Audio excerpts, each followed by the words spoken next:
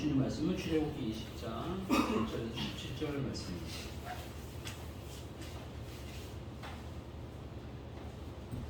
출애굽기 20장 1절에서 17절 말씀입니다.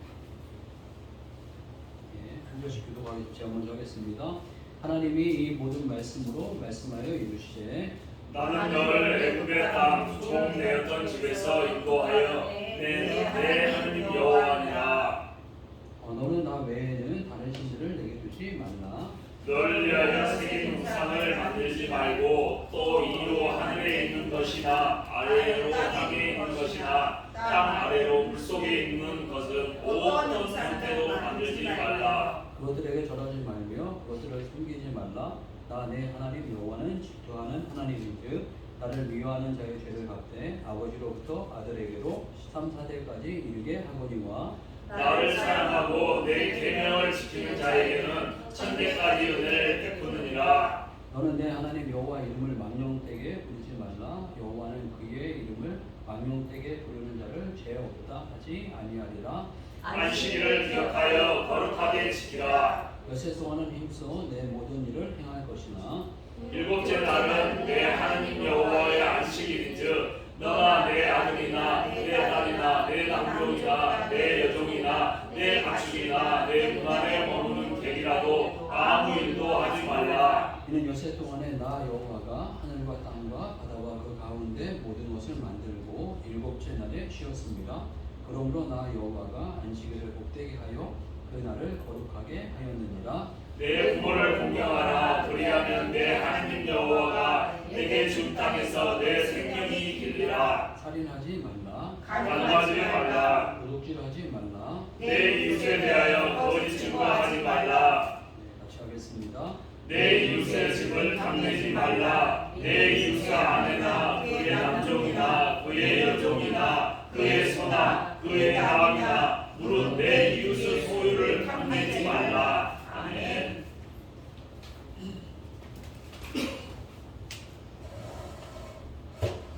오늘 같이 이제 말씀을 나누면서 이런저런 생각을 하게 될 때 아까 이제 기도를 하게 되는 내용 가운데 이 시대에 참 젊은이들이 여러 이렇게 사건 사고가 너무 많다 이런 생각을 갖게 되면서 말씀 준비하다가 하나님 말씀은 진리이고 참 능력이 있고 또 놀라운 파워가 있습니다. 또 우리를 변화시키시고 또 소생케 하고 우리를 치유하시고 회복하는 그런 능력이 있는데 이 십계명의 말씀이 이 공동체를 향해서 분명히 주셨다라는 깨달음과 알음을 주시면서 우리 공동체를 주신 첫 번째 말씀이 내 부모를 공경하라 이렇게 말씀하셔서 참 이게 왜 이 키워드를 처음 이렇게 주셨을까 이런 생각을 하게 되면서 원래는 십계명의 이 후반부의 말씀을 다 나누려고 하다가 오늘 이 공경이라는 거에 대해서 같이 말씀을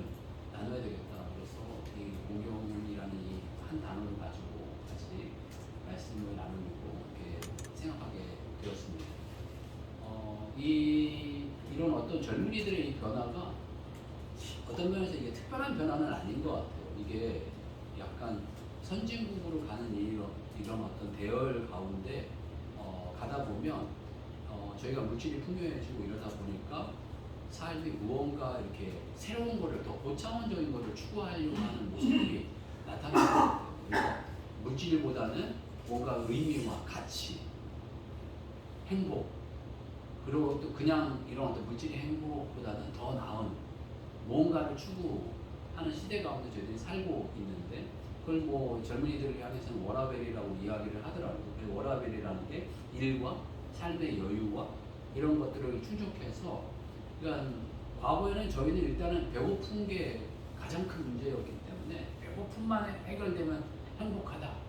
삼시세끼 다 잘 먹으면 행복하다. 그러니까 이런 어떤 마음속에 사로잡혀 있는 시대 가운데 저희들이 살았기 때문에 지금은 배고픔이 어느 정도 해결되어졌고 또 이 젊은 다음 세대들에게는 배고픔 이후에 뭔가가 추구되어야 되는데 그게 안 추구되어지면 이제 스트레스로 다가오게 되어서 저번에 이제 제가 어떤 분들하고 이야기를 나누는데 이제 그분들이 오스트리아 오스트리아에 있었던 분들인데 오스트리아나 유럽 사람들이 스트레스라는 단어를 들으면 대단히 민감하게 반응을 하는 거예요. 스트레스 받으면 안 된다. 그래서 스트레스가 생기면 바로 상담에 들어가는 거예요. 그래서 정신과 상담이라든가 이런 걸 들어가서 상담을 받고 그 사람들이 되게 보면 우울증이라든가 조울증이라든가 이게 정신적인 질병들 있잖아요. 정신적인 질병이 나타나는 거에 대해서 대단히 민감하게 생각해서 그거를 이제 푸는 방법을 되게 이제 대화라든가 이런 것들을 풀어가게 되면서 혹시 마음에 맺힌 거라든가 어떤 고민이라든가 이런 게 있으면 그걸 즉시 풀어야지 그걸 이렇게 풀지 않으면 안 되는 걸로 이렇게 대단히 민감하게 이렇게 표현을 한다는 거예요. 그래서 직장에서도 제가 오늘은 스트레스가 쌓였습니다. 제가 직장에 못 가겠습니다라고 하면 오케이 예 그래야지 이렇게 얘기해. 근데 뭐 한국적으로 그런 소리를 들으면 이게 미친나 당연히 그런 소리 나오지 않겠어요. 그러니까 저희 같은 세대는 사실 말도 안 되는 말 같지도 않은 소리 한다라고 했는데 이 시대가 이제 다른 거고 그런 시대가 지금 우리 시대 가운데 오고 있는 게 아닌가 이런 생각을 가지면서 참 시대가 변한다 이런 생각을 저희들이 갖고 이런 상황이 변해가는구나 라는 걸 느끼게 됐는데 그러면서 오늘 이 공경이라는 단어를 이렇게 생각해 보게 되었는데 이 십계명이라는 이 말씀을 저번 주에 나눴을 때 개인의 어떤 성장과 성숙과 영광을 위해서 십계명이라는 말씀을 주신 게 아니라 이 공동체의 어떤 아름다움과 공동체가 능력 있어지고 공동체가 하나 되어져 가는 어떤 모습을 위해서 이 십계명을 주셨다는 거예요. 근데 하나님께서 왜 이렇게 이런 어떤 십계명을 왜 주셨을까? 이런 어떤 질문을 해보게 되고 왜 이렇게 많은 사람을 만드셔서 왜 굳이 이렇게 하나 되게 헤어지게 하시는가? 막 이런 생각도 갖게 되는 거예요. 요즘에 뭐 나 혼자 잔사라 이러면서 혼자가 좋아요. 뭐 이런 시대에 살고 있지 않습니까? 그런데 하나님께서는 그게 아니라는 거예요. 독처하는 게 좋지 못하다라고 하시면서 본인도 혼자 뭔가를 하시면 좋을 텐데 무리라는 표현을 하시면서 하나님께서 혼자 계시는 분이 아니고 우리로 계시는 분이고 우리는 구체적으로 삼위일체라고 해서 세 분의 각각의 다른 분이 있지만 한 분이다. 완벽한 하나를 이루신 분이다. 라고 고백을 하면서 우리가 삼위일체라는 표현을 쓰고 있지 않습니까? 하나님께서는 뭔가 이게 다양함 속에서 하나를 이루고 일치로 이루는 것이 너무나도 아름답고 좋은 것이라는 것을 말씀해 주고 계십니다. 그래서 이 요한복음 17장에 보면 대제사장의 기도라고 표현하는데 대제사장의 기도에서도 우리가 하나인 것 같이 이들도 하나가 되게 하옵소서 라는 어떤 기도를 드리고 있습니다. 그 부분을 다 읽긴 그렇고요. 우리 요한복음 17장 21절에서 우리 한 24절까지만 한번 보겠습니다.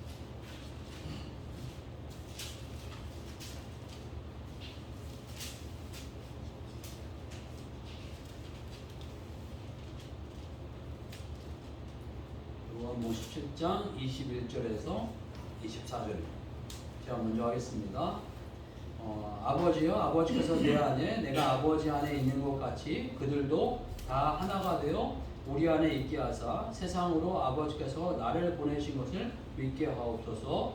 내게 주신 영광을 내가 그들에게 주었사오니 이는 우리가 하나가 된 것 같이 그들도 하나가 되게 하려 함이니라. 곧 내가 그들 안에 있고 아버지께서 내 안에 계시어 그들로 온전함을 이루어 하나가 되게 하려 함은 아버지께서 나를 보내신 것과 또 나를 사랑하신 것 같이 그들도 사랑하신 것을 세상으로 알게 하려 함이로소이다. 아버지여 내게 주신 자도 다 있는 곳에 나와 함께 있어 아버지께서 창세전부터 나를 사랑하심으로 내게 주신 나의 영광을 그들로 보게 하시기를 원하옵나이다. 전능하신 분이 완전하신 분이 무소부재하시고 무엇이든지 가능하신 분이 21절 말씀 보게 되면 아버지께서 내 안에, 내가 아버지 안에 있는 것 같이 그들도 다 하나가 돼요. 공동체로 계신다는 거예요. 아버지와 예수님이 같이 계신다는 거예요. 완전하신 분이 완전하다고 하면은 그냥 홀로 계시면 되잖아요. 나는 스스로 있는 자니라. 스스로 있을 수 있는 분이잖아요. 혼자 있을 수 있는 분이잖아요. 난 완벽해 하기 때문에 혼자 있어도 돼. 라는 어떤 말씀이신데, 난 누구의 도움을 받을 필요도 없고 누구를 도울 필요도 없는 그런 어떤 완벽한 사람이야 라고 이야기하시는데, 본인께서 모범으로 혼자가 아니라 함께 있는 것이 좋다라는 것을 우리들에게 보여주고 계신다는 거예요. 함께 있는 게 좋은 거다. 함께 있는 게 그냥 뭐 같이 있으면 좋고 없으면 말고 이런 게 아니고, 이건 너무너무 좋은 거라는 거예요. 신이 우리들에게 가르쳐 주시고 보여주신 거니까 그냥 좋은 게 아니죠. 이건 너무너무 좋은 거죠. 우리가 잘 이해를 못해서 그러는 거지. 함께 하는 게 좋다라는 게 그냥 혼자 있는 거나 같이 있는 거 좋지 뭐 이 정도가 아니고, 그 이상의 뭔가 놀라운 가치가 있는 거라는 거예요. 완벽하게 뭔가가 하나가 되어져 간다는 거는 너무너무 좋은 거라는 거예요. 우리가 알지 못할 만큼 뭐 어떤 면에서 폭발적으로 우리가 알지 못하는 놀라운 영광의 어떤 일이라는 거예요. 근데 우리가 그걸 이해를 잘 못할 뿐이라는 거예요. 그만큼 놀랍고 좋은 일이고, 예수님께서 이 땅에 오셔서 제자들과 함께 하시면서 하나 되기를 원하셨고, 마지막으로도 기도하시는 게 하나가 되라. 하나가 되라. 일치가 되라.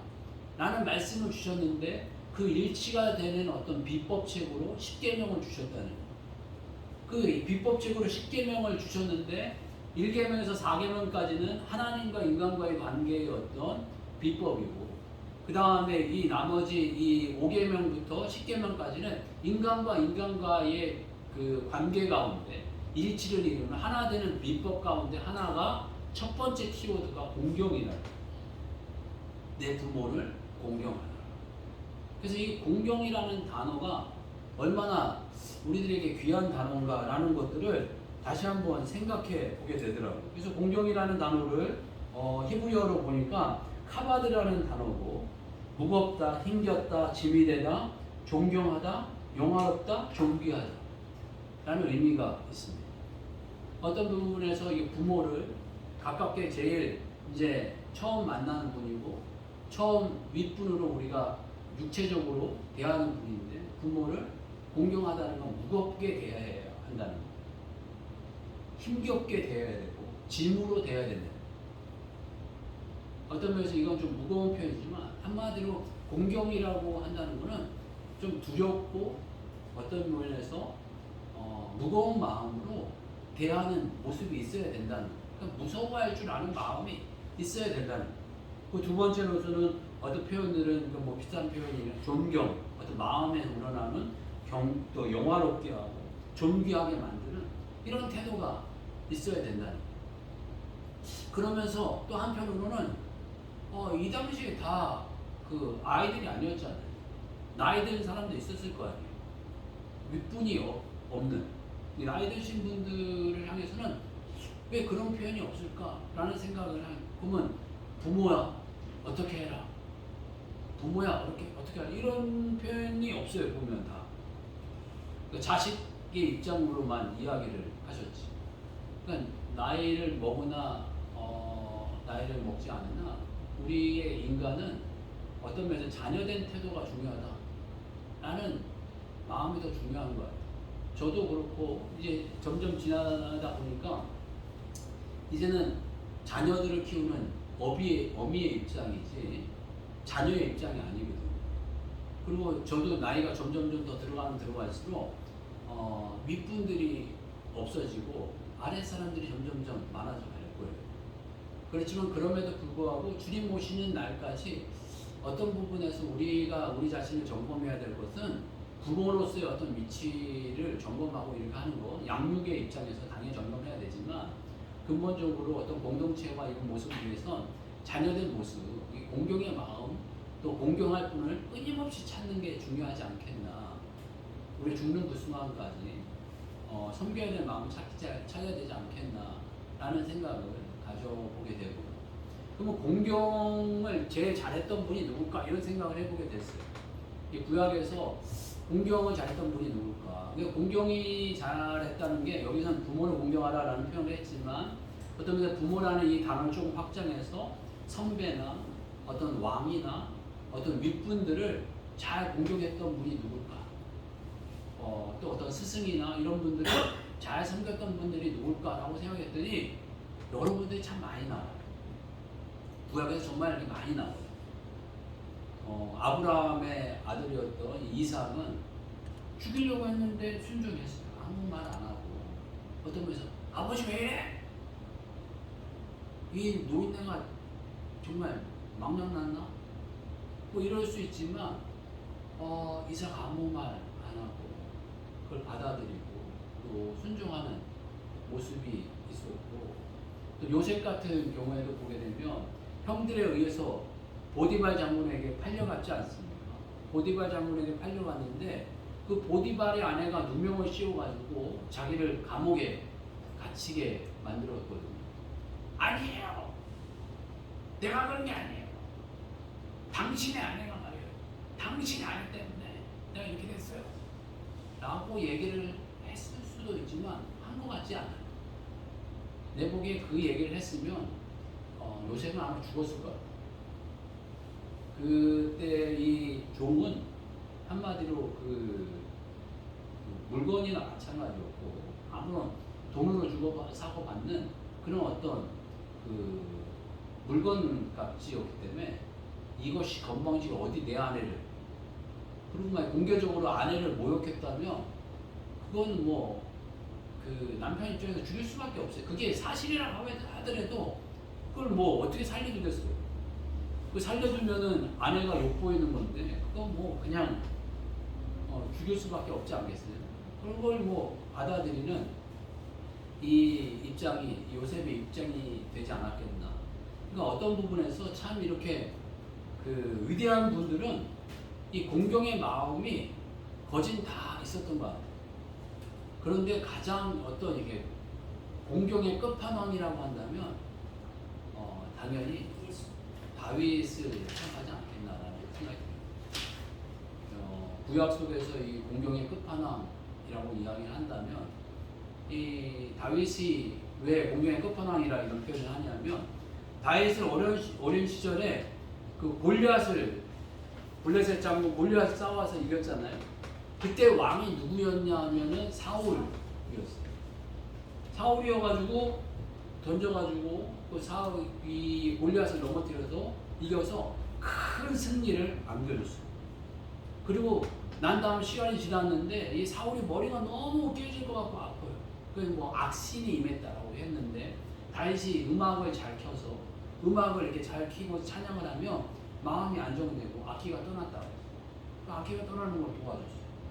그리고 나중에 커서 장수가 되어서 용맹한 장수가 되어서 나중에 무슨 칭찬을 받냐면 이 사울이 죽인 자는 천천히고 다윗을 죽인 자는 만만이다 라는 칭찬을 받아요.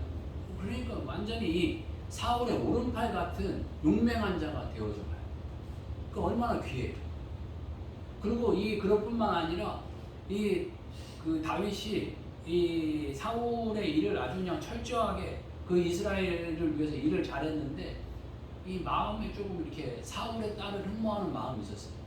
그런데 참 이 사울이 못돼가지고 맨 첫째 딸은 결혼식을 끝까지 하다가 딴 데다 시집 보내고, 둘째 딸이니 미가는 이 질투가 생겨가지고 네가 블레셋 장수들 표피라고 해서 이 할례한 이 나머지 그 가죽을 한 100개 가지고 오면 내가 결혼시켜줄게 이렇게 얘기했어요. 근데 그 마음속에는 이 다윗을 향한 질투가 일어나고, 자기는 천천히고 네가 만만이야? 그러면 뭐지? 네가 나보다 다 잘났네? 이런 마음이 생기다 보니까 이 아무리 용맹한 자라고 하더라도 자기의 어떤 밑에 귀한 자라고 여기지 못하고 시기와 질투 가운데 이걸 죽여 없애야 되겠다 이런 마음이 생긴 것 같아요. 그래갖고 살리려고 이 미가를 주려고 표피를 100개를 배우라고 한 게 아니라 죽이려고 표피를 100개를 배우라고 했는데 다윗이 참 용맹하긴 너무 용맹해. 표피를 200개를 배우고 그래가지고 미가를 아내로 얻어요. 그렇게 얻을 만큼 이 충성되어지고 참 귀한 분이었어요. 그런데도 뭐 계속 사울은 그 창을 던져서 죽이려고 하고 이런 일들이 일어나게 됩니다.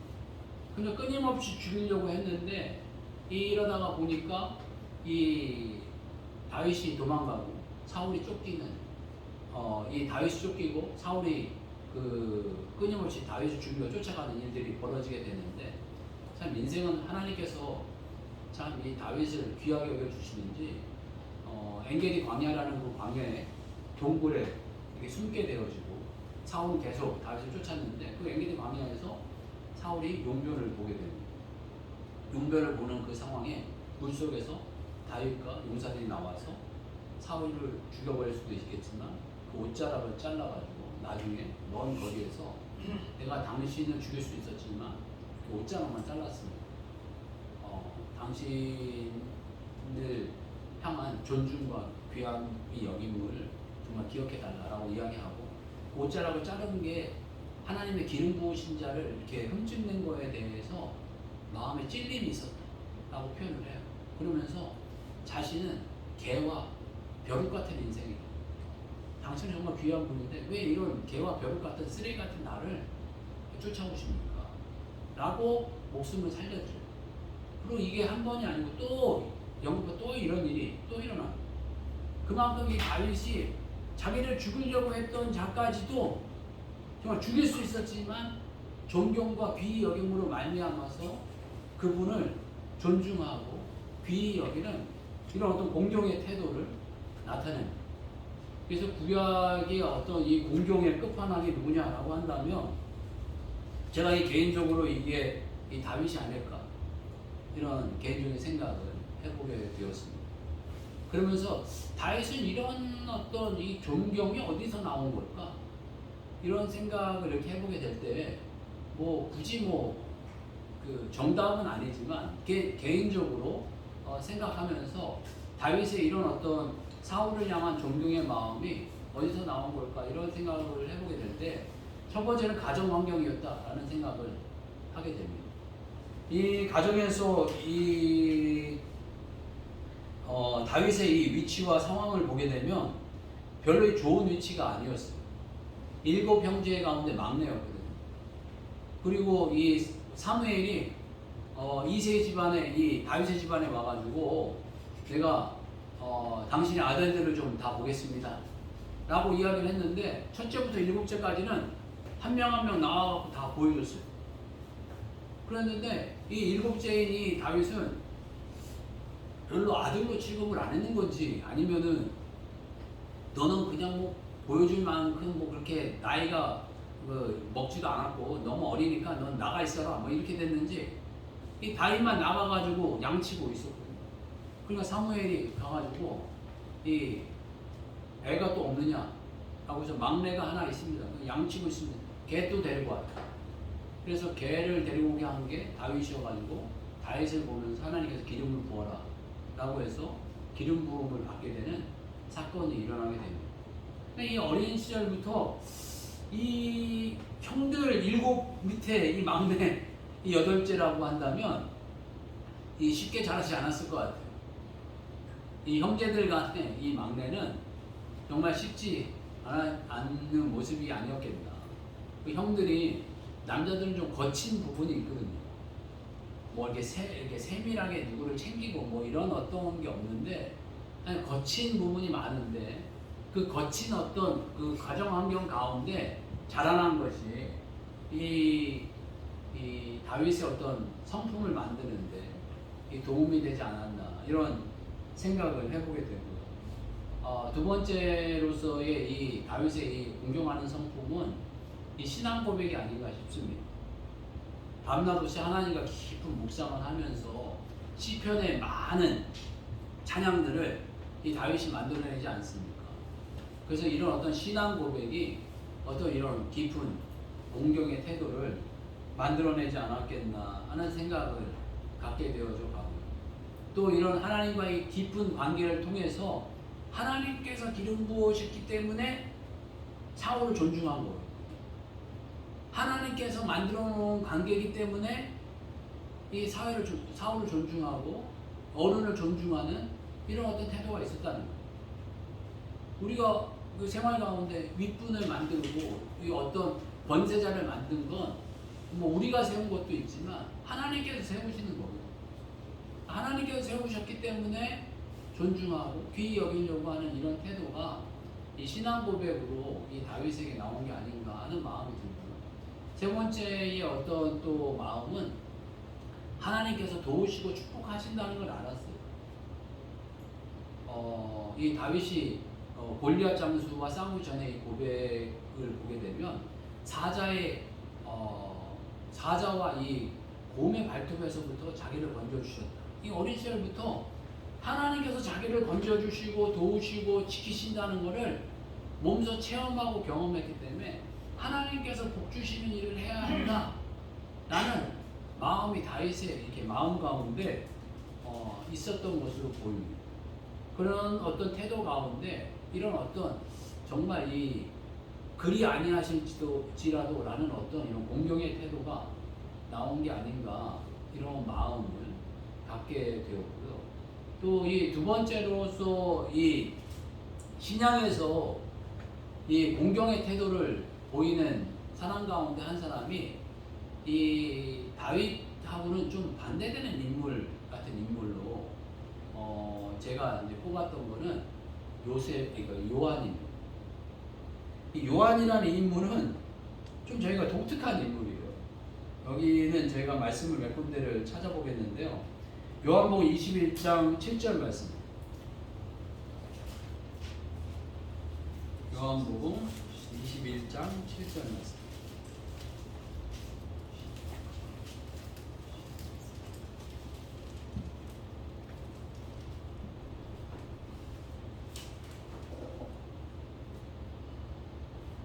다시 한번 읽겠습니다. 시작. 예수께서 사랑하시는 그 제자가 베드로에게 이르되 주님이시라 하니 시몬 베드로가 걷고 있다가 주님이라 하는 말을 보고 겉옷을 든 후에 바다로 뛰어내리더라.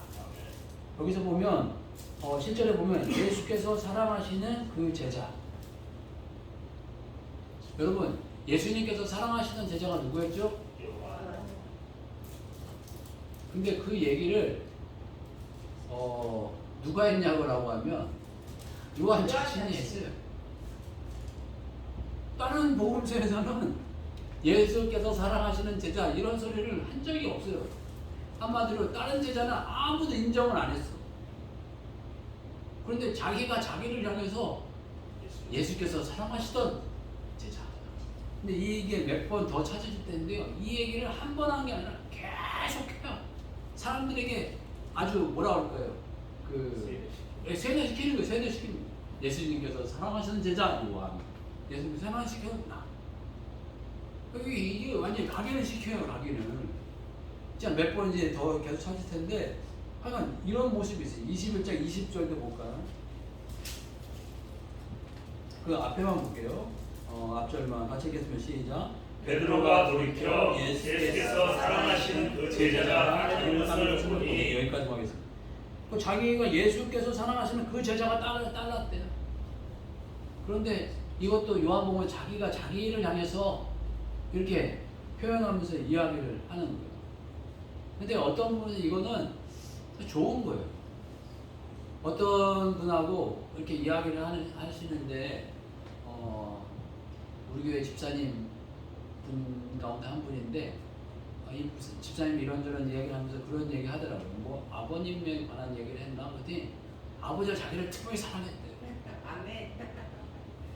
자기를 너무너무나 귀하게 여겼대요. 근데 제가 보기에 그런 근거와 이유가 없는데 내가 보니까 그 집안에 자녀분들이 많고 딸도 많고 다 그런데 딸이 넷이고 아들이 둘이셨죠. 아들 셋, 딸 다섯. 딸 다섯이? 다섯 중에 자기를 제일 사랑했대요. 결국 제가 사랑했다고 이야기를 하는데 뭐 돌아가셨으니 제가 확인을 해볼 수는 없고 자기를 제일 사랑하셨다는 거예요.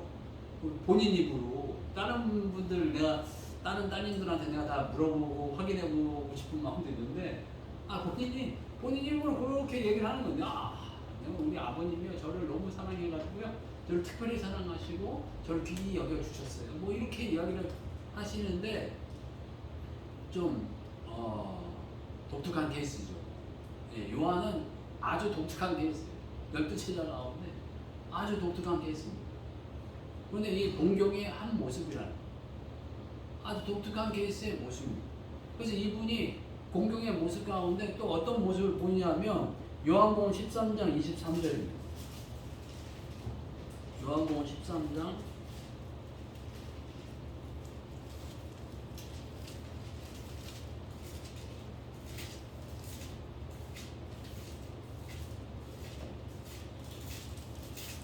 23절 이거 같이 한번 읽어보려고. 시작. 예수의 제자 중 하나 곧 그가 사랑하시는 자가 예수의 품에 의지하여 누워 있는지라. 여기서도 그래 똑같이 얘기해요.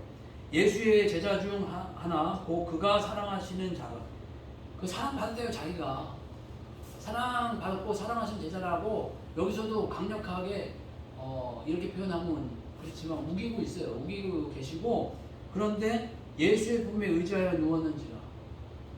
예수님께 긴밀하게 예수님의 품에 안겨 누울 만큼 그래서 긴밀한 모습을 보였다는 거예요. 어떤 면에서 공경이 어떤 부분에 이 다윗의 공경은 무거운 공경이었다고 한다면 이 요한의 공경은 좀 친밀한 공경인 것 같아요. 친구같이. 어떤 면에서 그분이 나를 사랑하셨어요. 그분 나를 얼마나 좋아하는데 그분은 다른 사람보다 나를 제일 좋아해. 그러면서 완전 친구같이 또 애기같이 그 품에 안기는 그런 어떤 공경의 태도와 공경의 모습을 또 보여요. 또 이런 친밀함이 정말 있었는 것도 같아요. 그 증거의 모습으로 보면 요한복음 19장 26절이에요. 요한복음 19장 26절.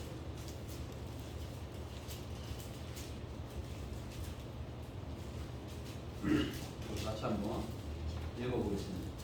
요한복음 19장 26절 시작. 예수께서 자기의 어머니와 사랑하시는 제자가 곁에 서 있는 것을 보시고 자기 어머니께 말씀하시되 여자여 보소서 아들이니 나이다 하시고. 여기서도 똑같이 이야기하죠. 26절 보게 되면 예수께서 자기의 어머니와 사랑하시는 제자가 그러니까 하도 이야기를 하니까 사랑하시는 제자가 하니까 요한인가 보다 라고 저희들은 벌써 추정을 하잖아요. 벌써 우리도 세뇌 당한 거예요. 세뇌 당해가지고 자기라고 이야기 안 하고 자기라고 이야기할 때는 사랑하시는 제자다 하고 이야기했는데 예수님께서 어머니를 부탁하죠. 그러니까 이 친밀함과 이 사랑이 자기의 어떤 가장 어떤 면에서 육신적으로 예수님이 돌아가시면서 뭐 자녀도 없고 그러니까 마음에 걸릴 게 없잖아요. 아내도 없고 자녀도 없고 그런데 마음에 가장 큰 걸림이 있다면 그 어머니가 눈에 밟히지 않았겠어요. 그런데 어머니가 밟힌데 그 눈에 밟히는 그 어머니를 가장 사랑하고 친밀하게 표현했던 요한에게 맡긴. 그럼 요한이 이걸 받아서 요한이 최소 그 60세 이상까지 꼼짝을 못했다라고 이야기를 해요. 사람들의 이 추정이 다른 분들은 막 그 복음 전하면서 사역하면서 교회 사역하고 전도하고 막 이런 사역들을 막 했는데 사도행전에 보면 요한 얘기가 없어요.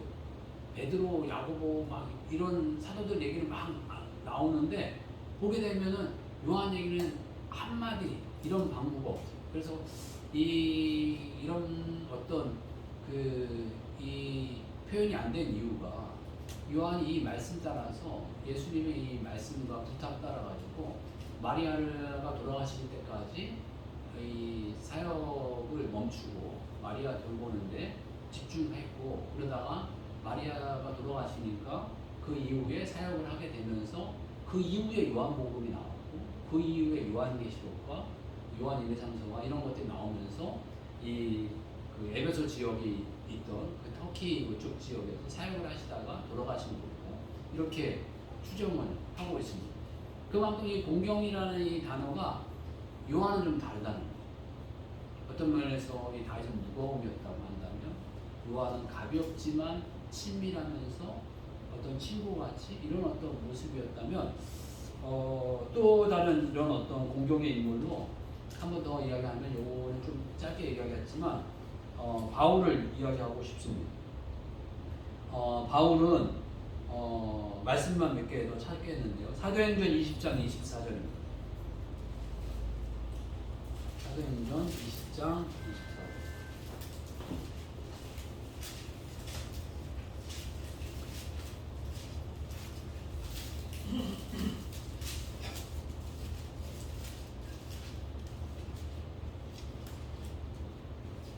같이 읽겠습니다. 시작. 내가 달려갈 길과 주 예수께 받은 사명 곧 하느님의 은혜를 복음을 전하는 일을 마치려 하면은 나의 생명조차 조금도 귀한 것으로 여기지 아니하노라. 아멘.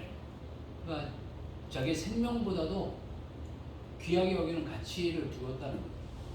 그러니까 예수님께서 자기에게 명령하신 이 명령과 이 가치가 얼마나 귀하고 가치 있는지 자기 생명을 드릴 만하다라는 것이고 이 고린도전서 11장 그 22절 28절 보게 되면 이것도 한번 같이 읽어보죠. 고린도 후서 같습니다. 고린도 후서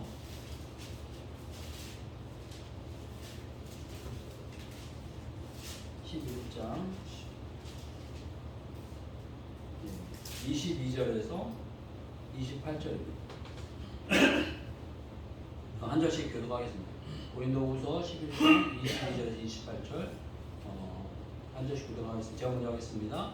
그들이 히브리인이냐 나도 그러하며 그들이 이스라엘인이냐 나도 그러하며 그들이 아브라함의 후손이냐 나도 그러하며 그들이 그리스도의 일꾼이냐 정신없는 말을 하거니와 나는 더욱 그러하도다. 내가 수고를 넘치도록 하고 옥에 갇히기도 더 많이 하고 매도 수없이 맞고 여러 번 죽을 뻔하였으니 유대인들에게 40에 하나 강한 말을 5번 맞았으며 세상 대창으로 맞고 한 번 돌로 맞고 3번 파선하고 일주야를 깊은 바다에서 지냈으며 여러 번 여행하면서 강의 위험과 강도의 위험과 동족의 위험과 이방인의 위험과 시내의 위험과 강의 위험과 바다의 위험과 거짓 형제 중에 위험을 당하고 또 수고하고 애쓰고 여러 번 차지 못하고 줄이며 목마르고 여러 번 굶고 춥고 헐벗었노라. 같이 읽겠습니다. 이외에 이런 고사하고 아직도 날마다 내 속에 눌리는 일이 있으니 곧 모든 교회를 위하여 염려하는 것이라. 이게 상상하기도 어렵죠. 예수님이 주신 이 사명을 완수하기 위해서 여기에서 보게 되면 옥에 갇히고 수고하고 매도 수없이 맞고 여러 번 죽을 뻔하고 유대인들에게 40에 하나 강한 매를 5번 맞고 3번 태장으로 맞고 1번 돌로 맞고 3번 파손하고 일주야를 깊은 바다에서 지냈고 여러 번 여행하면서 강의 위험, 강도의 위험, 동족의 위험, 이방인의 위험, 시내의 위험, 광야의 위험, 바다의 위험, 거짓 형제 중에 위험을 당하고 또 수고하며 애쓰고 여러 번 자지 못하고 줄이고 목마르며 여러 번 굶고 춥고 헐벗었나.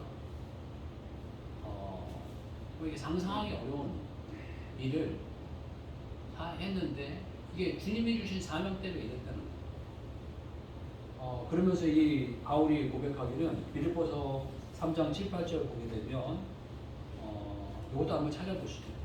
빌립보서 3장 7, 8절 말씀.